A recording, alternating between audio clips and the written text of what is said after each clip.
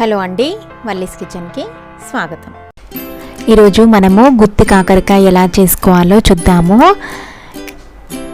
దానికోసం ఒక ప్యాన్ పెట్టుకొని అందులో 1 టేబుల్ స్పూన్ ఆయిల్ వేయండి.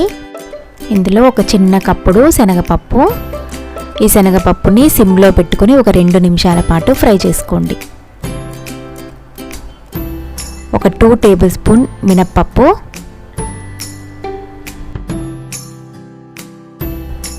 ఒక 10-15 ఎండుమిరపకాయలు వేసుకోవాలి. వీటిని సిమ్లోనే వేయించుకోవాలి. ఇవి కొంచెం ఫ్రై అయిన తర్వాత ఒక చిన్న కప్పుడు పల్లీలు వేసుకోండి.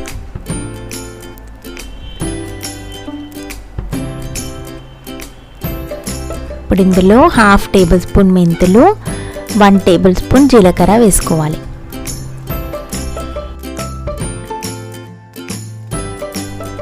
ఒక 2 టేబుల్ స్పూన్ ధనియాలు వేసుకోండి.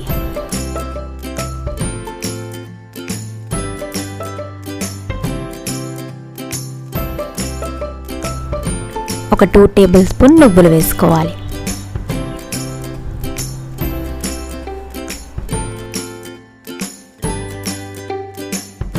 ఒక చిన్న ఎండు కొబ్బరి చిప్పని ముక్కలుగా కట్ చేసుకొని ఆ ముక్కల్ని వేసుకోవాలి.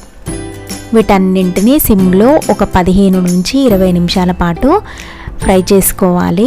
ఇవి వేగటానికి కనీసం మనకి 15 నుంచి 20 నిమిషాలైనా పడుతుంది. ఇవన్నీ వేగిపోయాయి.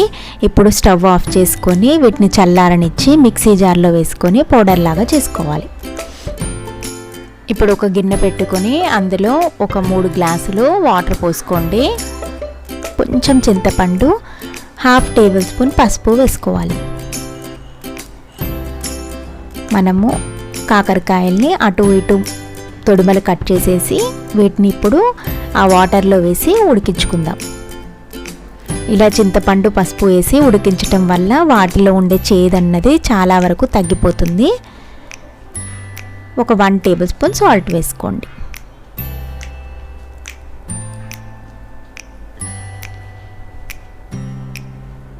ఈలోపు మనం వేయించి ఉంచుకున్న పోపుని పౌడర్ లాగా చేసుకుందాం. వీటన్నింటినీ వేసి ఒక 1/2 టేబుల్ స్పూన్ సాల్ట్ వేసి పౌడర్ చేసుకుందాం.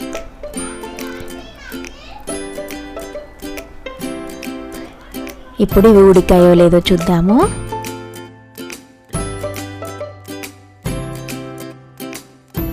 ఇలా ఒక కాకరకాయని తీసుకొని వాటిని మధ్యలోకి ఇలా కట్ చేసి చూడండి ఒకసారి.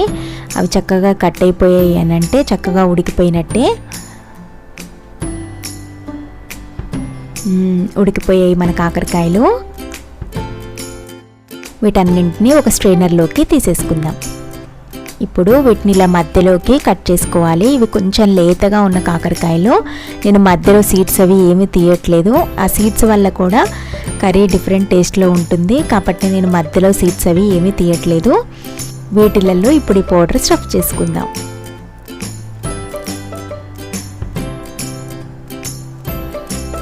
ఇలా అన్నింటినీ స్టఫ్ చేసుకొని రెడీగా ఉంచుకుందాము.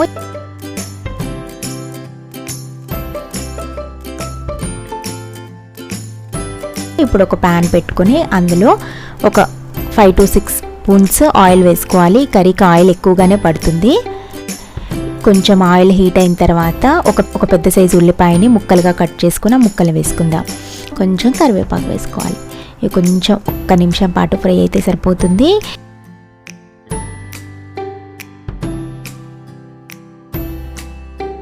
ఇప్పుడు ఇందులో మనము స్టఫ్ చేసి ఉంచుకున్న కాకరకాయలన్నింటినీ ఒక్కొక్కటిగా అట్లా పేర్చుకోండి. ఒక్కొక్కటిగా ఇలా సెట్ చేసినట్టుగా ఉంచుకోండి. ఇప్పుడు వీటిని కదపకుండా వీటి మీద మూత పెట్టేసి ఒక 2 నిమిషాల పాటు సిమ్లో ఉడకనివ్వండి. ఒక 2 నిమిషాల తర్వాత మూత తీసి అటు ఇటుగా కలుపుకోండి.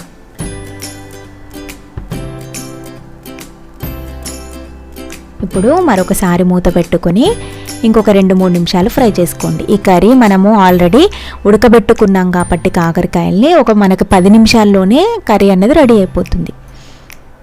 చూసారు కదా, కొంచెం వేగిపోయాయి కాకరకాయలు.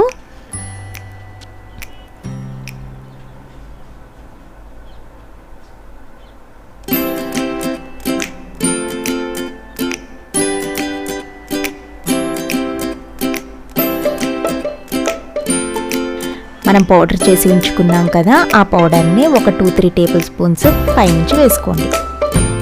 కర్రీ అంతా చక్కగా వేగిపోయింది.